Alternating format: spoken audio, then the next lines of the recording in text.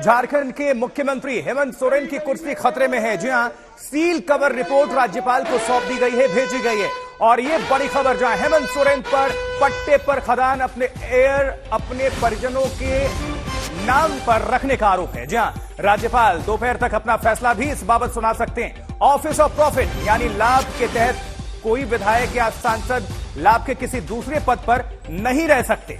और इस कानून के तहत इससे पहले सोनिया गांधी और जया बच्चन को संसद की सदस्यता से इस्तीफा देना पड़ा था, आपको याद होगा।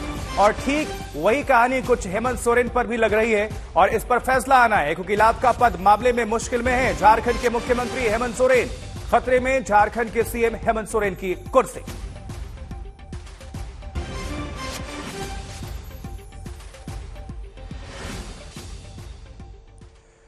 और अब आपको बता दें, निशिकांत दुबे भारतीय जनता पार्टी से सांसद, उनसे बातचीत की है हमारे सहयोगी ने। क्या कुछ कह रहे हैं आपको हम सुनवाते हैं, सुनिए उनकी प्रतिक्रिया। कमीशन ने अपनी रिपोर्ट राज्यपाल को सौंप दी है। इस पर हमारे साथ बातचीत करने के लिए मौजूद हैं बीजेपी सांसद निशिकांत दुबे। सर, एक बड़ी खबर जिसको कि लेकर के आप लोग लगातार सवाल उठा रहे थे, इलेक्शन कमीशन ने अपनी रिपोर्ट राज्यपाल को सौंप दी है और बताया जा रहा है कि सदस्यता रद्द कर दी गई। आप लोगों के माध्यम से जो खबर मिल रही है, यही खबर मुझे भी मिल रही है और ये भारतीय जनता पार्टी की बहुत बड़ी विजय है। भारतीय जनता पार्टी शुरू से कह रही है कि झारखंड मुक्ति मोर्चा एक करप्ट पार्टी है और जो मुख्यमंत्री है, मुख्यमंत्री माइंस मिनिस्टर रहते हुए भी अपने नाम से उन्होंने माइंस लिखा लिया, उसको डिक्लेयर नहीं किया उन्होंने। और सवाल ये है कि भ्रष्टाचार कितना आप करेंगे, किस तरह से करेंगे। एक नैतिकता, शुद्धता, सुचिता के साथ जो है कोई पार्टी आती है। आपको पता है नरसिम्हा राव की सरकार बनाने के लिए भी, बचाने के लिए भी झारखंड मुक्ति मोर्चा ने पैसे ले लिए थे, उनके सांसदों के ऊपर आरोप लगे थे और कैश पकड़ाया था। उस वक्त सदस्यता इसलिए रद्द नहीं की, सुप्रीम कोर्ट ने कहा कि ये लोकसभा स्पीकर को करना चाहिए था, लेकिन कांग्रेस, चूंकि लोकसभा स्पीकर कांग्रेस का था, तो इसलिए उसका बचाव हो गया। तो शुरू से लेकर अंत तक यदि आप देखेंगे तो झारखंड मुक्ति मोर्चा भ्रष्टाचार के दलदल में बनी हुई एक पार्टी है। और जो इलेक्शन कमीशन ने जो फैसला किया है, जो आपके माध्यम से पता चल रहा है, भारतीय जनता पार्टी के केस को उसने सही साबित किया है। और सदस्यता हो जाने के बाद मेरा आग्रह होगा मुख्यमंत्री जी से कि अब भ्रष्टाचार की सीमा को समाप्त करिए, जनता की अदालत में चलिए और चुनाव कराइए। मिड टर्म, मध्यावधि चुनाव हो, ये सबसे बेहतर तरीका है आपके लिए भी और हमारे लिए। आप चुनाव की मांग कर रहे हैं, लेकिन जिस तरीके से ईडी की छापेमारी हुई है, उसमें बहुत सारे ऐसे लोग हैं जो आसपास चीफ मिनिस्टर से जुड़े हुए हैं, उनके घर से AK-47 मिलता है। तो किस तरीके का माहौल इस वक्त बना हुआ है झारखंड में? आप देखते हैं कि ईडी छापेमारी करती है, पैसा भी पकड़ा जाता है IAS अधिकारी के यहाँ, AK-47 जो प्रेम प्रकाश है उनके यहाँ से, तो एक अलग तरीके का माहौल इस वक्त तैयार है वहां पर। देखिए, आतंकवाद, नक्सलवाद के साथ साथ भ्रष्टाचार, आज झारखंड की यही नियति है। आप कोई काम कराने जाइए, प्रधानमंत्री आवास है, वृद्धावस्था पेंशन है, छात्रों को छात्रवृत्ति देना है, आंगनवाड़ी सेविका को यदि कोई स्टाइपेंड देना है, आप बिना कमीशन के कोई काम नहीं कर सकते।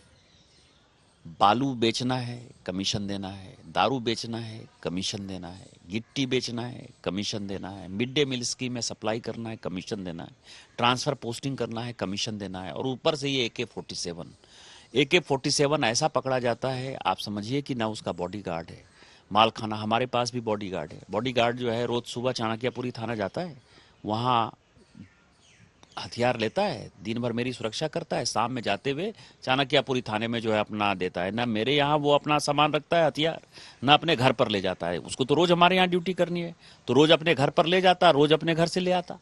आप समझिए कि एक सिस्टम बना हुआ है। और किस तरह से रांची पुलिस ने जो बयान दिया है और उसमें मीडिया को गैग ऑर्डर दिया है कि तुम मेरा दोस्ती यदि बताओगे तो हम तुमको जेल भेज देंगे। मीडिया को भी कह रहा है जेल भेजने के लिए, हम यदि बयान देंगे तो हमको भी जेल भेजने।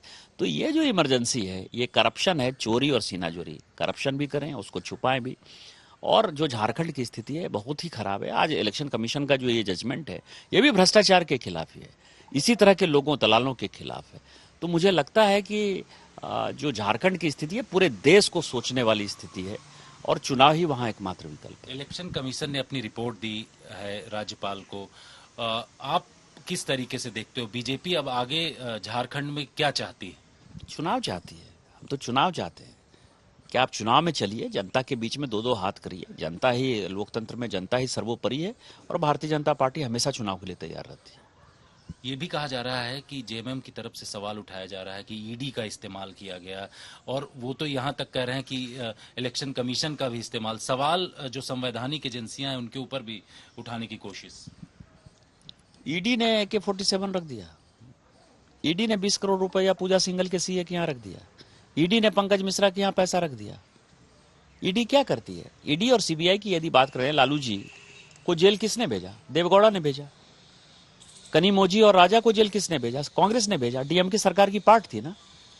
तो आपके समय जो है सीबीआई ईडी जो है स्वतंत्र इकाई हो जाती है, और हमारे समय जो है ईडी का बेजा इस्तेमाल होता है, सीबीआई का बेजा इस्तेमाल होता है। ये कहा जाता है के चोर तो टेकना चोर, हमारे यहाँ एक कहावत है।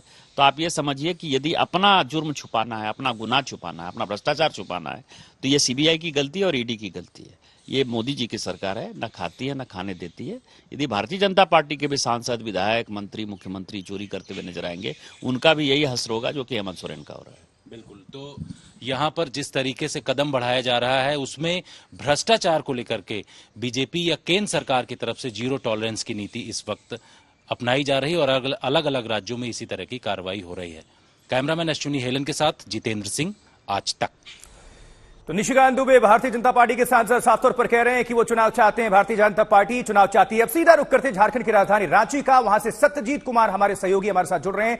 सत्यजीत, बहुत बड़ा मामला है, गंभीर मामला है, कुर्सी खतरे में पड़ गई है हेमंत सोरेन की। किस तरह से यह मामला संज्ञान में आया, क्या कार्रवाई देख पा रहे हैं? दरअसल ये पूरा प्रकरण क्या है, दर्शकों को बताइए।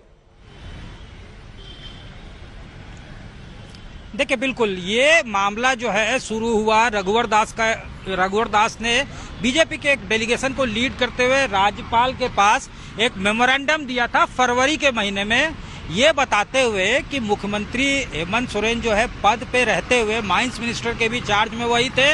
इसके अलावा जो है मुख्यमंत्री का पद उनके पास था, एनवायरमेंट मिनिस्ट्री का पद जो चार्ज था वो उनके पास था, और इन पदों पे रहते हुए उन्होंने अपने नाम एक स्टोन क्वारी माइंस जो है लगभग 1 एकड़ का वो अलॉट करा लिया अनगढ़ा में जी।